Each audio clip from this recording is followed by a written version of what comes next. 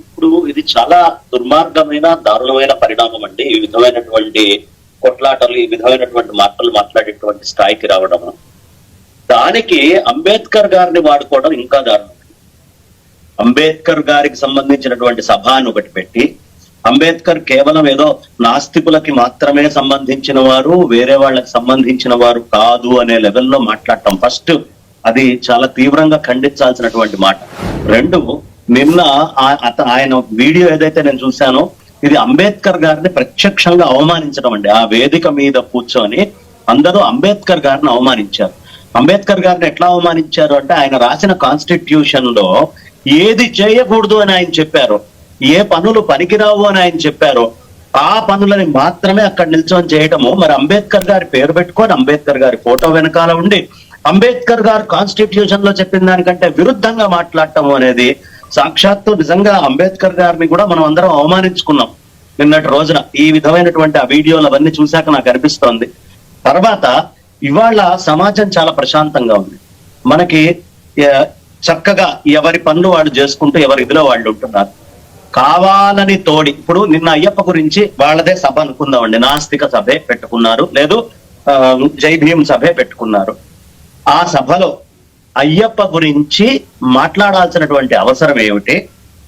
ఆ మాటల ద్వారా మీరు అంబేద్కర్ గారికి ఇచ్చినటువంటి గౌరవం, కిరీటం ఏంటి?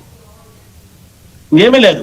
పైపెచ్చు అంతటి మహానుభావుడిని ఈ రచ్చలోకి, రొంపులోకి ఊరికినే లాగడం.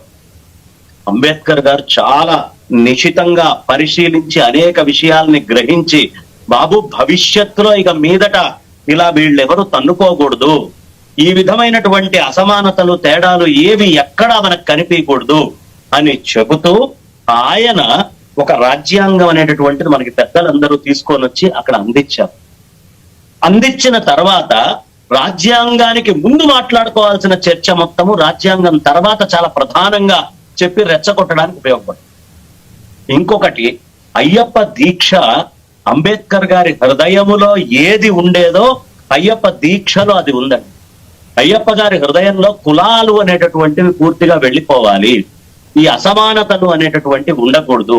నిజంగా చెప్తున్న అయ్యప్ప దీక్షలో అసలు కులాలతోటి సంబంధం లేకుండా, ఎక్కువ తక్కువలు తేడా లేకుండా అందరూ కూర్చొని చక్కగా భోజనాలు చేస్తూ ఒకళ్ళ కాళ్ళకొకళ్ళు నమస్కారం చేసుకుంటూ ఎంతో పద్ధతిగా, నిష్టగా, నియమంగా ఒక తపస్సే జీవితంగా వాళ్ళు గడుపుతారు.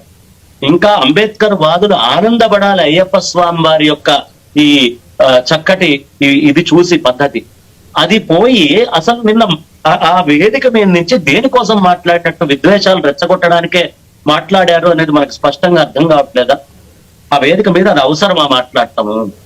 కాబట్టి చాలా వ్యంగ్యంగా ఒక స్టాండప్ కామెడీ షో స్థాయిలో ఒంటి మీద, నాలుక మీద నియంత్రణ మర్చిపోయి ఎంత మాట పడితే అంత మాట మేము మాట్లాడగలము, మా ఇష్టము అన్నట్టుగా మాట్లాడారు. ఆ వేదికను వాడుకొని కొంచెం నియంత్రణగా మాట్లాడటం అనేది ప్రతి ఒక్కళ్ళు నేర్చుకోవాలి, చాలా అవసరం కూడా.